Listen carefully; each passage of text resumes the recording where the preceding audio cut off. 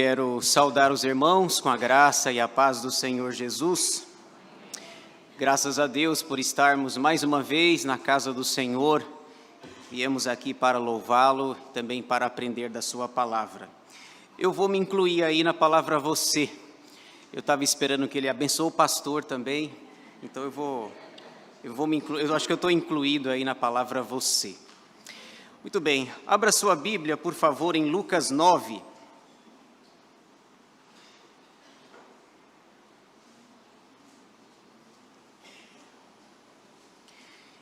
Evangelho segundo Lucas, capítulo 9, versículos 1 a 9. Esse é o texto da nossa mensagem nessa noite. Lido o texto, eu peço que você mantenha a sua Bíblia aberta para a exposição dessa passagem. Lucas 9, versículos 1 a 9. Diz assim a palavra de Deus: Tendo Jesus convocado os 12, deu-lhes poder e autoridade sobre todos os demônios e para efetuarem curas. Também os enviou a pregar o reino de Deus e a curar os enfermos. E disse-lhes: Nada leveis para o caminho, nem bordão, nem alforge, nem pão, nem dinheiro. Nem deveis ter 2 túnicas. Na casa em que entrardes, ali permanecei, e dali saireis. E onde quer que não vos receberem, ao sairdes daquela cidade, sacudi o pó dos vossos pés em testemunho contra eles. Então, saindo, percorriam todas as aldeias, anunciando o evangelho e efetuando curas por toda parte. Ora, o tetrarca Herodes soube de tudo o que se passava e ficou perplexo, porque alguns diziam: João ressuscitou dentre os mortos, outros, Elias apareceu, e outros, ressurgiu um dos antigos profetas. Herodes, porém, disse: Eu mandei decapitar a João. Quem é, pois, este a respeito do qual tenho ouvido tais coisas? E se esforçava por vê-lo. Amém. Vamos orar? Senhor nosso Deus e nosso Pai, mais uma vez queremos te agradecer pelas nossas vidas, por esse dia, por esse culto, por essa noite, por estarmos aqui na tua casa, para louvar e adorar ao teu nome. Senhor Deus, nós queremos nesse momento que o Senhor aquiete a nossa mente, o nosso coração, para que ouçamos a tua voz, por meio da tua palavra, que sejamos instruídos por ela, que cresçamos em graça e conhecimento diante do Senhor. Ajuda-nos, abençoa-nos, ilumina-nos com o teu Santo Espírito para que compreendamos o ensino da tua palavra e especialmente para que o pratiquemos para a glória do Senhor. Que o Senhor esteja à frente da nossa vida, nos conduzindo, e que esse tempo nós estejamos atentos para ouvir tão somente a tua palavra. Nós oramos agradecidos no nome de Jesus. Amém. Meus irmãos, eu gostaria de, nessa noite, começar uma série, uma exposição, no capítulo 9 de Lucas. O tema geral da nossa exposição vai ser discipulado. Lucas 9 é o capítulo do discipulado. Então, em linhas gerais, nas vezes que eu estiver pregando aqui, eu quero falar sobre esse tema, discipulado. E a gente vai analisar este capítulo, versículo por versículo. São 62 versículos. Hoje nós vamos até o versículo 9, porque tem bastante coisa. Discipulado. E cada vez que eu for expor, eu vou dar um tema para os versículos em questão. E o tema dessa noite é as características dos discípulos de Jesus. Repetindo, as características dos discípulos de Jesus. O Senhor Jesus quando começou o seu ministério, chamou 12 homens, 12 discípulos. Isso está no capítulo 6, veja aí, por favor, Lucas 6, versículos 12 a 16. O evangelista Lucas vai dizer que Jesus passou a noite orando para escolher aqueles que estariam com ele, caminhando com ele. Veja só, Lucas 6, versículos 12 a 16, os discípulos são chamados por Cristo.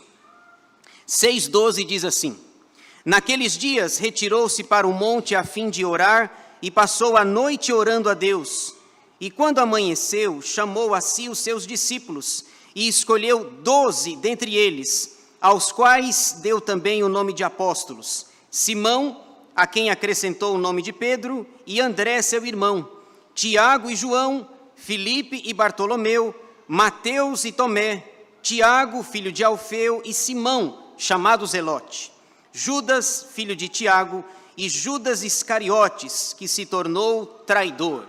Então, aqui no capítulo 6, Jesus chama esses 12 homens complicados, temperamentais, difíceis de lidar. E eram esses 12 homens que ele iria treiná-los para a tarefa da evangelização. A palavra discípulo significa aluno. Eles deveriam aprender para ensinar depois. E é interessante que quando a gente fala desse tema discipulado, 3 lições nos chamam a atenção. No discipulado há 3 fases. Jesus, em linhas gerais, nos evangelhos, vai ensiná-los sobre discipulado em 3 partes. Veja só, a primeira é como se Jesus dissesse: eu faço e você vê. Essa é a primeira fase do discipulado. Segunda, nós fazemos juntos. Terceira, você faz e eu vejo. Vou repetir. A primeira fase, Jesus chama os discípulos e ele diz, é como se dissesse: eu faço e você vê, ou vocês veem eu fazendo.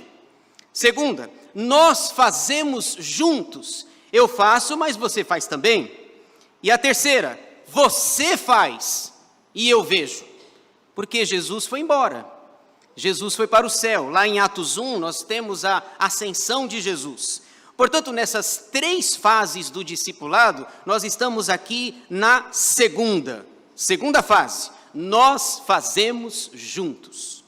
No capítulo 9 de Lucas acontece algo interessante. Lucas ele vai mostrar algo interessante. Ele vai apontar que Jesus estava caminhando para Jerusalém.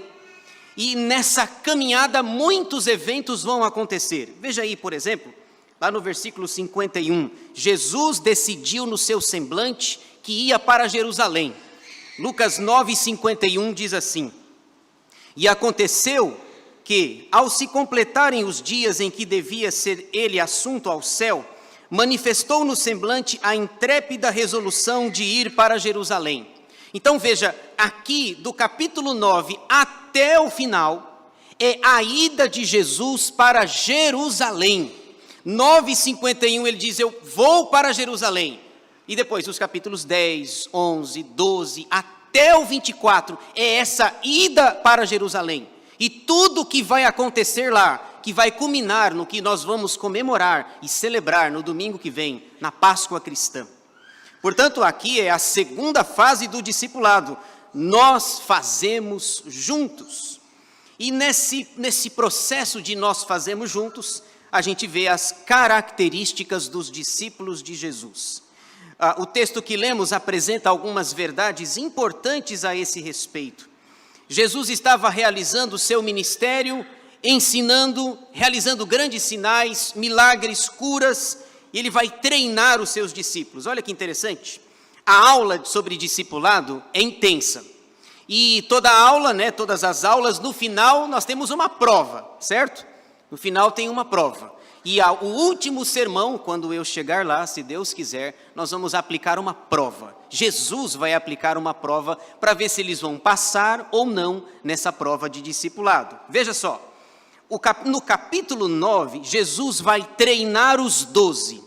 No capítulo 10, Jesus vai treinar mais uma equipe, outra equipe. Veja só, no capítulo 9, versículo 1, Jesus treina os 12. Veja aí, 9:1. Tendo Jesus convocado os 12, deu-lhes poder e autoridade sobre todos os demônios e para efetuarem curas. Muito bem, é a segunda fase do discipulado. Nós fazemos juntos. No capítulo 10, versículo 1, ele vai chamar mais 70. Veja aí, 10:1. Depois disto, o Senhor designou outros 70 e os enviou de 2 em 2 para que o precedessem em cada cidade e lugar aonde ele estava para ir. 12 no capítulo 9, 70 no capítulo 10, portanto, 82 discípulos. Nessa segunda etapa do discipulado, nós fazemos juntos. 10 mais 70 mais Jesus, já são 83 discípulos na caminhada cristã. Veja como começa o texto, versículo 1. Tendo Jesus convocado os 12, aqueles 12 que ele chamou lá no capítulo 6, deu-lhes poder e autoridade sobre todos os demônios e para efetuarem curas. Você percebe que esse texto ele é narrado 3 vezes. Ele é contado por Marcos, é contado por Mateus, por Marcos e por Lucas. Os 3 evangelhos, que nós chamamos de evangelhos sinóticos, vão contar essa história, esse treinamento intensivo de Jesus sobre discipulado. E é exatamente aqui, a partir do versículo 1, que nós vamos ver as características que os discípulos de Jesus têm. E estudando o texto, eu consegui fazer uma sigla. Eu gosto de sigla. E queria compartilhar com vocês. A sigla ajuda bastante, né? A sigla nos ajuda. E eu criei uma sigla curiosa, vocês vão gostar, eu acho. A sigla é 3 características que os discípulos de Jesus têm. E a sigla é CDP. Mas CDP não é o que você está pensando. Centro de Detenção Provisória. Não é isso. Tira isso da sua cabeça. Nós estamos falando sobre discipulado. CDP. Se você decorar essas 3 letras, você vai saber quais são as 3 características que os discípulos de Jesus têm, que você tem, que eu tenho, que nós temos.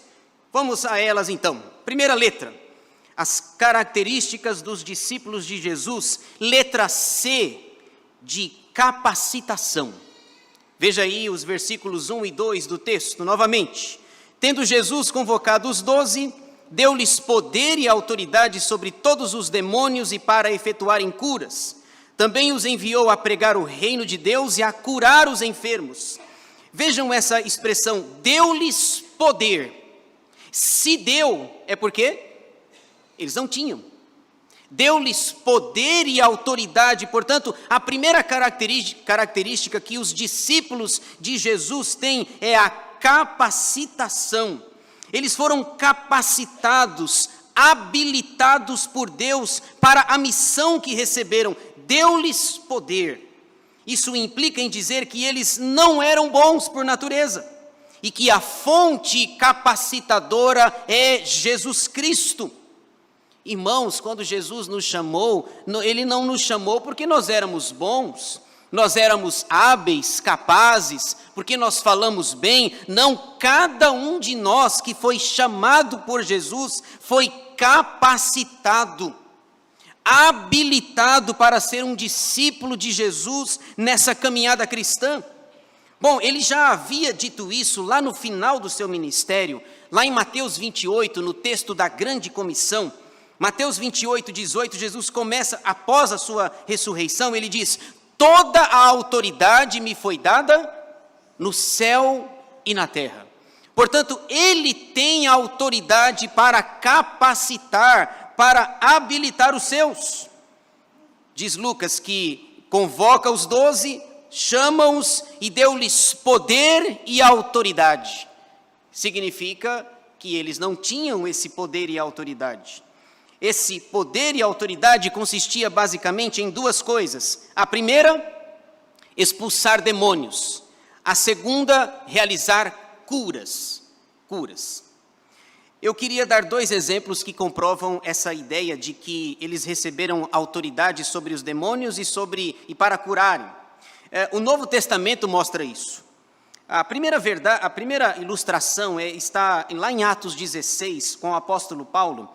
Atos 16, 18 diz que o apóstolo Paulo estava realizando o seu ministério e ele estava na cidade de Filipos e tinha uma jovem, lembram-se daquela jovem adivinhadora, que vinha atrás do apóstolo Paulo, gritando: esse homem é um santo homem de Deus, esse homem faz milagres. E Paulo, ouvindo aquilo, ficou caladinho, só que aquilo era diário, e foi irritando o apóstolo Paulo.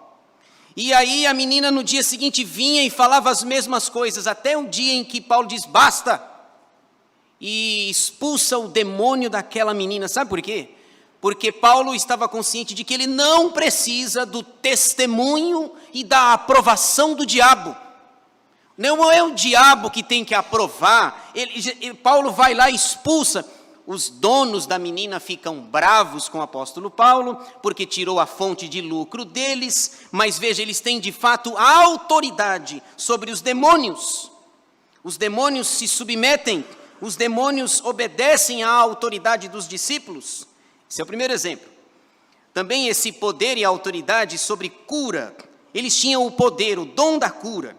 Lá em Atos 5,15, fala do apóstolo Pedro, que as pessoas traziam os enfermos lá na cidade, pessoas enfermas de todas as, qualquer enfermidade e natureza. E diz o texto lá em Atos 5,15, que a sombra de Pedro curava. Lembra disso? Eu pergunto a você, sua sombra cura? A minha, até hoje, nunca curou. Mas o apóstolo Pedro diz que as pessoas, ao passarem, o lenço do apóstolo Paulo curava, a sombra do apóstolo Pedro curava. Portanto, diz o texto, Lucas está dizendo, eles foram capacitados para serem discípulos de Jesus, para anunciarem o evangelho de Cristo. O versículo 2 diz: também os enviou a pregar o reino de Deus e a curar os enfermos. Novamente, essa expressão enfermos, mostrando que eles tinham poder sobre as enfermidades. Eles curavam as pessoas, expulsavam demônios, e o poder era tão grande que eles ressuscitavam mortos. Lembram-se da Dorcas? Que quando Pedro chega lá na cidade de Jope e diz assim: olha as irmãs lá chorando, olha Pedro, olha as roupas, olha as coisas que Dorcas fazia, e todo mundo chorando lá, e Pedro se ausenta, vai num quarto, vai lá dentro e ressuscita a Dorcas, traz a Dorcas de volta à vida. Sabe por quê? Porque os versículos 1 e 2 diz que a primeira característica de um discípulo é que eles foram capacitados por Jesus para realizar a obra. Também outra expressão interessante é que diz que eles foram enviados para pregar o reino de Deus. O reino de Deus é o conteúdo da mensagem da pregação. Meus irmãos, nós precisamos, às vezes a gente vê um evangelho de autoajuda. Nós não precisamos de autoajuda, nós precisamos de ajuda do alto. É o contrário. Esse evangelho barato, açucarado, que não fala de pecado, que não confronta o ser humano, não é autoajuda, é ajuda do alto. João Batista e Jesus começaram o seu ministério falando sobre o reino de Deus. O que Jesus começou falando aqui, a caminho de Jerusalém, ele repete.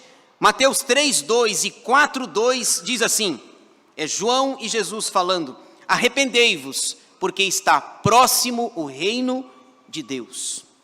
A mensagem que nós devemos pregar é o reino. E a pergunta é: o que é o reino de Deus? Como é que nós responderíamos essa pergunta? O que é o reino de Deus? O reino de Deus é a presença do próprio Rei, Jesus. Quando Jesus vem, quando ele se encarna, João capítulo 1, versículo 1, e o verbo se fez carne e habitou entre nós, cheio de graça e de verdade, é a presença do próprio Deus encarnado no nosso meio. Ele veio, passou um tempo conosco, mas ele vai voltar para implantar definitivamente o seu reino. E não haverá mais igreja perseguida, não haverá gente precisando cultuar escondido, porque o seu reino será implantado em todo o mundo. Nós somos uma agência do reino de Deus. Lucas diz, olha, Jesus os envia para pregar o reino de Deus. É preciso então entender que essa é a primeira característica de um discípulo de Jesus. Você e eu fomos capacitados por Ele. Segunda letra. Letra C de capacitação. Letra D. A segunda característica é a letra D, de dependência. Veja aí o que diz o versículo 3, dependência. E disse-lhes: nada leveis para o caminho, nem bordão, nem alforge, nem pão, nem dinheiro, nem deveis ter 2 túnicas. Irmãos, eu não sei você, mas a primeira impressão, quando a gente lê esse versículo 3, ela parece estranha para nós, não é verdade? Jesus envia eles e diz assim, ó, vocês vão numa missão, preguem o evangelho e não levem nada. Espera aí, via de regra, quando nós vamos numa missão, ou se você vai viajar, o que você faz? Você faz sua bolsa, você se planeja, você arruma sua mala e via de regra, depois de planejar, e ainda a gente esquece coisa ainda. Algumas pessoas, para onde que nós vamos? Entra lá no clima-tempo para saber a estação. Se for lá em São Paulo, na capital, você pode ter as 4 estações durante o dia. Certo? Lá geralmente é assim, pode ter as 4 estações em 24 horas. A gente se programa, coloca isso na bolsa, faz aquilo. Eu pensei logo na minha mochila, né? Eu tenho uma mochila que eu batizei ela carinhosamente de kit crente. É sério, vocês estão rindo, mas é sério. Kit crente primeiros socorros. Eu sempre falo, é que eu nunca fui assaltado, mas se o ladrão assaltar, eu levo, meu filho, porque é que só tem coisa de Bíblia, só de Jesus. Kit crente primeiros socorros. Aí eu li isso daqui e falei, mas a minha mochila? E a minha mochila tem que ir. Eu preciso dela, tem Bíblia, tem tudo lá, tem minha vida lá, tem minhas ferramentas de trabalho. Jesus diz, não levem nada. Estranho isso daqui. Não leveis nada.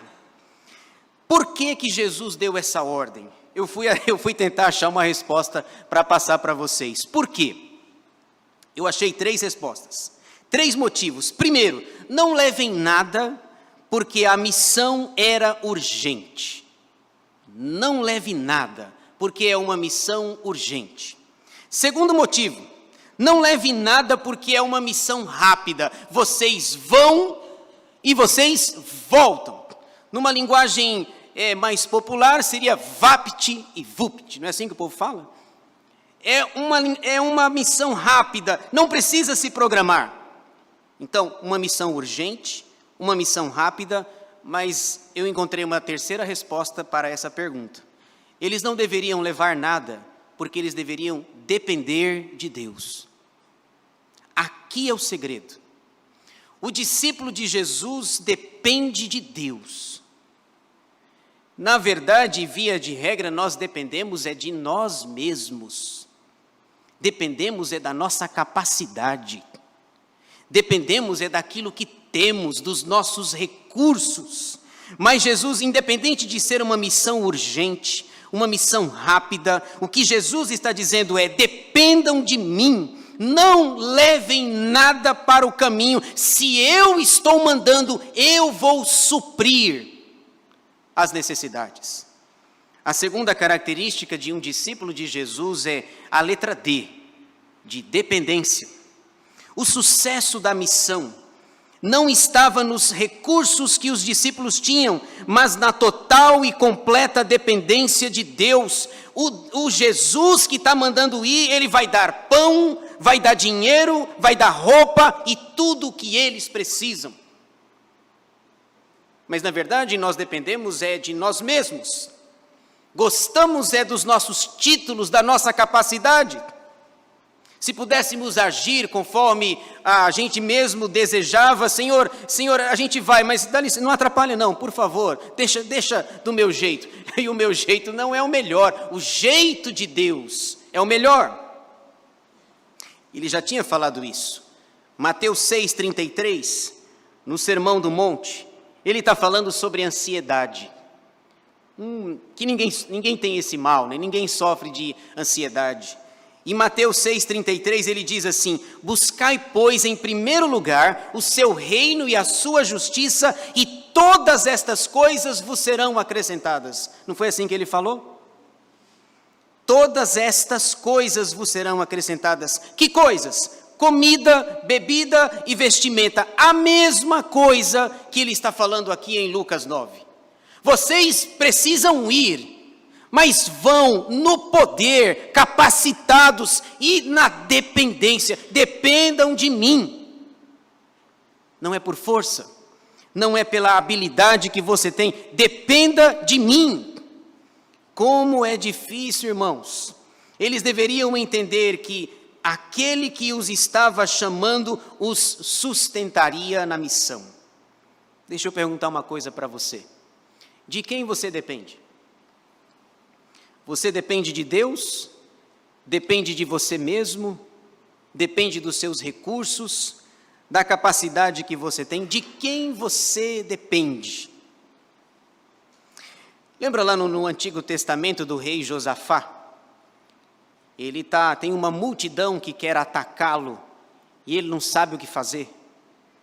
Uma luta complicada lá, o exército inimigo, eles estão se confederando, se ajuntando na batalha. Josafá não sabe o que fazer. E aí Deus diz, vão para a guerra. Aí você pensa, bom, vai pegar arma, vai pegar canhão, vai pegar isso, vai pegar aquilo, vai lá, vão para a guerra. E quando vocês chegarem lá, só façam uma coisa, cantem.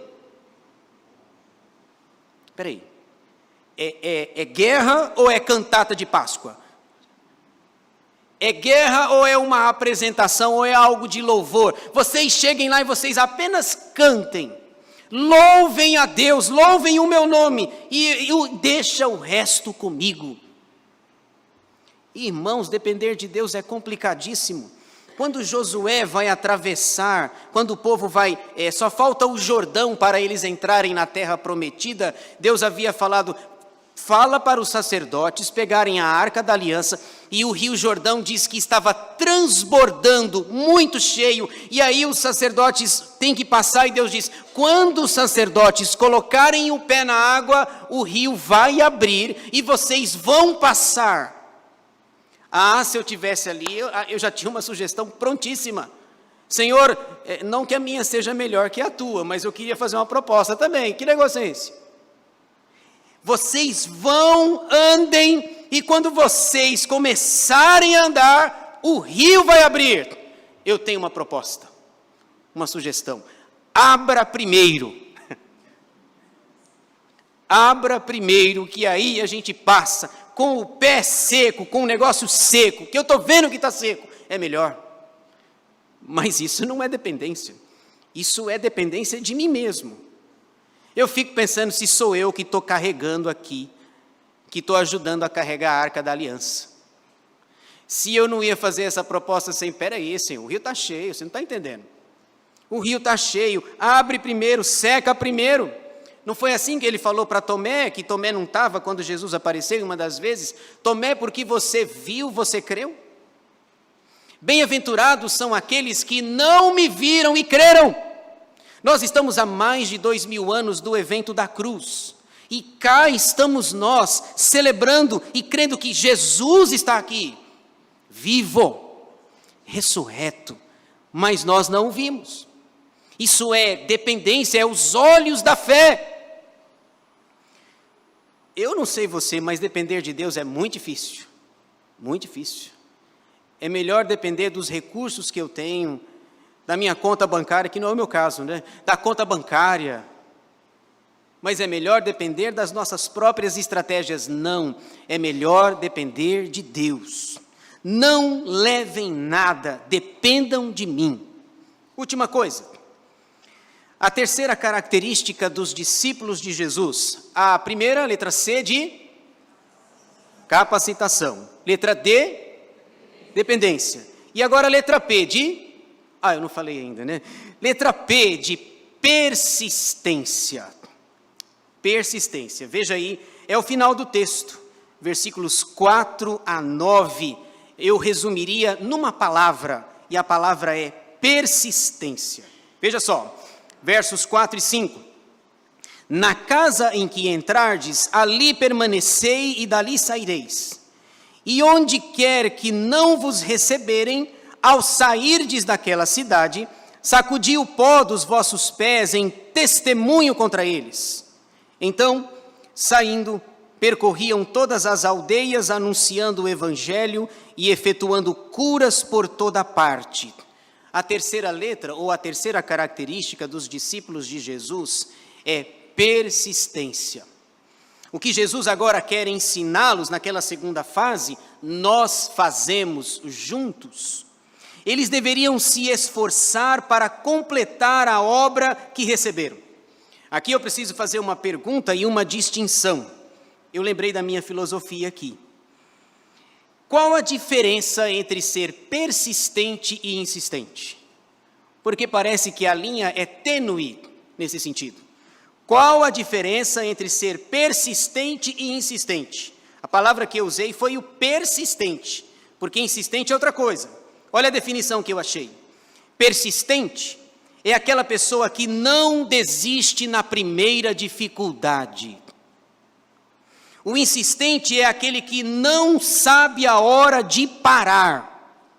Também conhecido popularmente, você já deve ter ouvido falar, como chato. Essa é a diferença.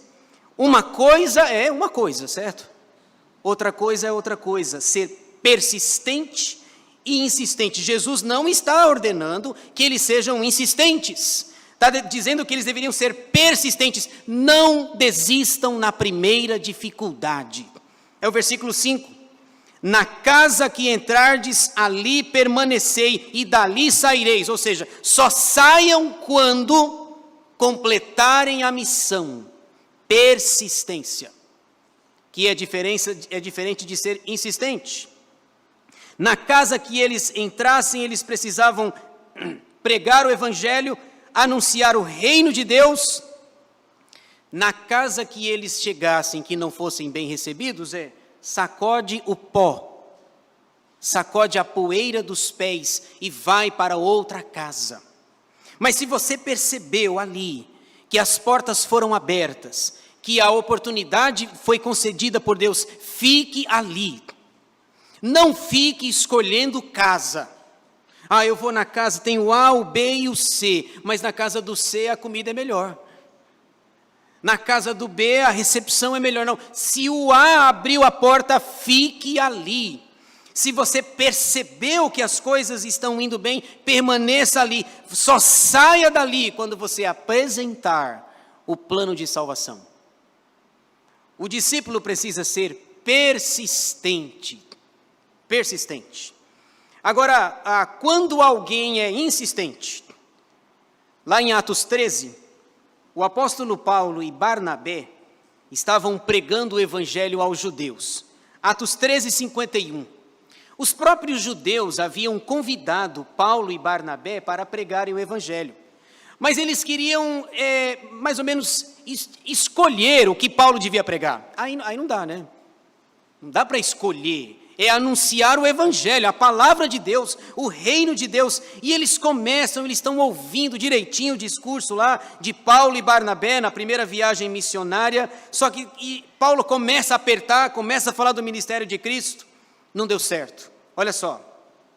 Atos 13, 51. E estes, Paulo e Barnabé, sacudindo contra aqueles, os judeus, o pó dos pés, partiram para Icônio. Jesus disse claramente no versículo 5, e onde quer que não vos receberem, sacudam o pó dos vossos pés, em testemunho contra eles. O evangelho foi pregado. A palavra de Deus foi proclamada. No dia do juízo final, eles são inexcusáveis. Eles não podem dizer, mas Senhor, eu não ouvi. Ouviu. Paulo e Barnabé começam pregando e eles estão na persistência. Quando eles percebem a rejeição, é hora de sair. Porque já é insistência. E é chato você conversar com alguém insistente, não é? Não é chato? A conversa já foi. Aquilo não rende mais. Para. Um dos meus slogans é: o silêncio não erra. Se o que você vai falar não agrega em nada, você já deveria estar calado. O silêncio não erra. Tinha um diácono na minha igreja, para me contrariar, ele dizia, mas também não acerta. É um abençoado, viu? Persistência e insistência.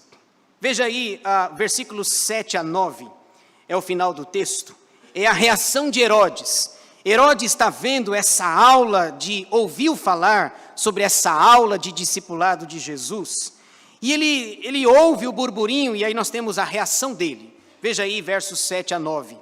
Ora, o tetrarca Herodes soube de tudo o que se passava e ficou perplexo, porque alguns diziam, João ressuscitou dentre os mortos, outros, Elias apareceu, e outros, ressurgiu um dos antigos profetas.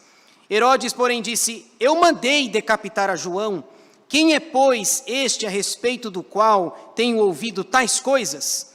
E se esforçava por vê-lo. Os rumores, aliás, é interessante, né, que eu sempre falo, a percepção das pessoas, via de regra, é muito ruim. Muito ruim. Porque a conversa aqui, as pessoas estão falando, olha, Herodes, botando medo na cabeça dele, João Batista apareceu aí. João Batista falou, não pode ser. Eu mandei decapitar a João, no dia do meu aniversário lá, aquela moça dançou, e a gente sabe o final da história, eu mandei decapitar a João, não pode ser ele. E as pessoas dizem, bom, deve ser Elias, deve ser um dos antigos profetas, deve ser Jeremias, deve ser, sei lá, alguém, um profeta, Moisés. A percepção das pessoas é muito ruim, muito ruim. Via de regra, a leitura que está sendo feita é errada. E você precisa, quando acontece, corrigir isso. Não pode ser João, não é Elias, não é nenhum dos profetas, porque eu mandei decapitar João, versículo 9, que é isso? Quem é, pois, este a respeito do qual tenho ouvido tais coisas? E ele, mesmo não sendo crente, se esforçava para ver Jesus, queria conhecer Jesus, queria vê-lo. Quem é esse homem? Quais os ensinos que ele pode trazer? Ele queria, talvez não interessado no reino, mas Jesus chamava a atenção até mesmo de pessoas indiferentes. Pilatos e Herodes, por ocasião da crucificação de Jesus, o texto diz que eles não se falavam, lembra disso? Eles eram inimigos entre si, e Jesus os uniu novamente lá, eles voltaram a se falar por ocasião da sua crucificação. Via de regra, a percepção das pessoas é muito ruim. E por ser ruim, geralmente eu falo assim, olha, na dúvida, pergunta. Na dúvida, pergunta. Mas também as pessoas, na dúvida, julga. Na dúvida, as pessoas julgam. E Jesus fala em Mateus 7, não julgueis, para que não sejais julgados. Com a mesma medida que vocês julgam, vocês também serão julgados. É preciso ser prudente. Portanto, eu queria deixar essa mensagem para nós, nessa noite, nessas aulas que nós vamos ter aí sobre discipulado, nesse treinamento intensivo de Jesus, nós fazemos juntos. Aqui no caso de Lucas 9, devemos ser persistentes, completando a obra e sabendo a hora de parar. Queria deixar para você essa sigla, CDP, capacitação, dependência e persistência. Você e eu somos discípulos de Jesus e precisamos ser conhecidos e vistos com essas características para a glória dele, que ele nos abençoe. Amém.